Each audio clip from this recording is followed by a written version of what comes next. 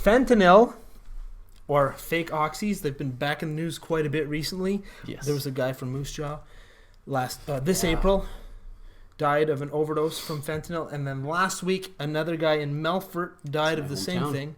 I didn't know that. Yeah. Huh. Anyway. Both of these guys thought they were buying OxyContin. It turned out it wasn't. The fake oxys. Fentanyl is the stuff, and it's killing people. It made personally, I know 3 people from my hometown, Tillsonburg, Ontario, that died of fentanyl overdoses. I don't know to say they thought they were buying OxyContin or not, but that is what they died from. So this drug was on the cover of Maclean's magazine. That's right. Last week. Pain. Yeah, big story. Heart-wrenching story. Yeah. That it touches close to home because this drug is the number 1 killer as far as drugs go in Canada, and it's becoming larger and larger in the prairies. Yeah. Yeah. Do you remember what was his name? Jay Bennett? Oh, from Wilco? Yeah. From Wilco. That's what he died of. Guitar player. Came off surgery and what was it? He just he had hip surgery. Right. And he's bought it off a buddy. Yeah, because it was pre Obamacare USA and pre Foxtrot, so nobody really pre cared. Yankee Hotel Foxtrot, so they weren't that big yet. But yeah, guitar player from Wilco overdosed on fentanyl. The patch is different than the pill, but we'll get into that. Here's just some facts here. Scary facts. Yeah, 20 more. Fentanyl is 20 times more powerful than heroin. 20 Heroin's times. Powerful. That is a lot. 100 times stronger than morphine. Morphine isn't that strong, but I would imagine that a lot of people have had morphine, so you could have a pretty good idea of how strong this stuff is. 100 times stronger. It's very cheap. The pill form is only $10. $10. Yes. You can buy a pack of cigarettes for $13. It's like magic mushrooms, same price. Really? Trust me, I know. And here's the dirtiest one. Canada is the largest per capita abuser of legal opioids. Oh, that's embarrassing. Damn. I got some more scary facts. Yeah, go ahead. North Bay, the city of North Bay, since 2007 has had 16. Where's North Bay? It's Ontario. Okay. Northern Ontario has had 16 overdoses since 2007. Alberta in 2014 had 120. In 2015 they've had 50 plus already at the time of the article. It could have been more. Montreal had 25 in 2014. Near Lethbridge there's a reserve called Blood First Nation.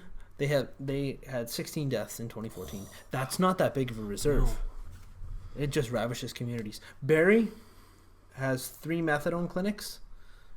Methadone is what they're using to get people off of OxyContin and fentanyl. There's 60,000 less people in Barrie than there is in Regina, and Regina only has 1. That's not to say it's not a problem in Regina. It's a big problem in Saskatoon, and it seems to be trickling down here.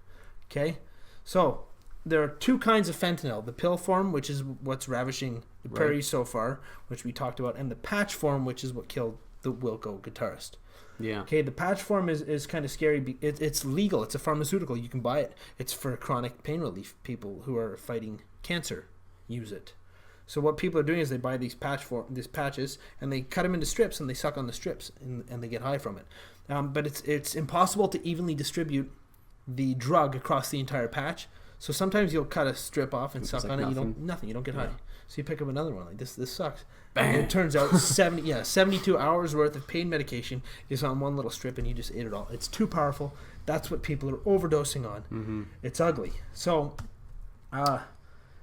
it's interesting how fentanyl came about. Yeah, it was basically with the fall of Oxy. Yes, how it kind of came about. Oxy was so big that the government had to get Big Pharma to change the makeup of OxyContin, change it into tamper-proof Neo-Oxy, I think. Yeah, that's what it's called. So now you can't snort it, you can't mess with it, and it's no more fun. Basically took the fun out for people. So Oxy, the demand for Oxy goes down, and then fentanyl.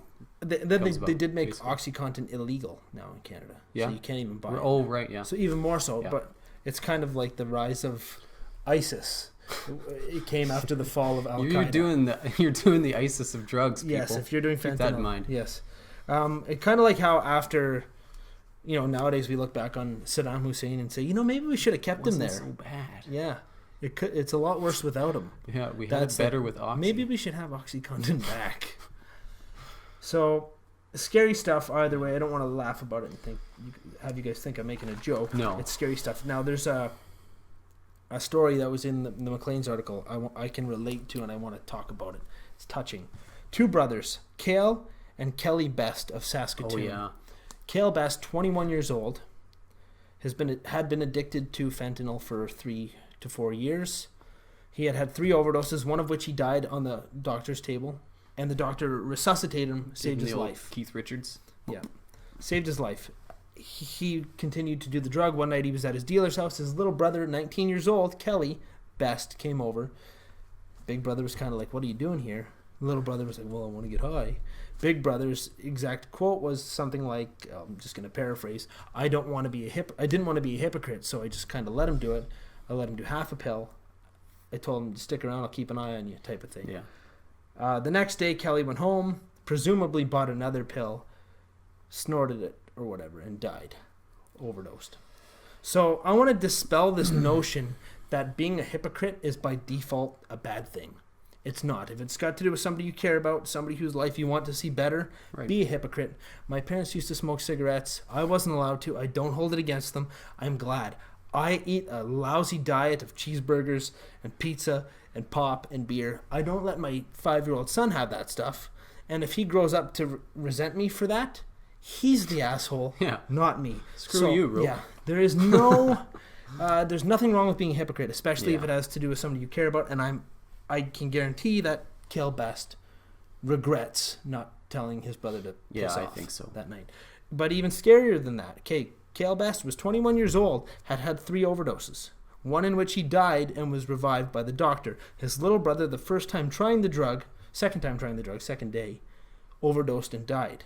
I know people, and likely you do too, that have been heavily abusing cocaine for years and years and for years, 25 years.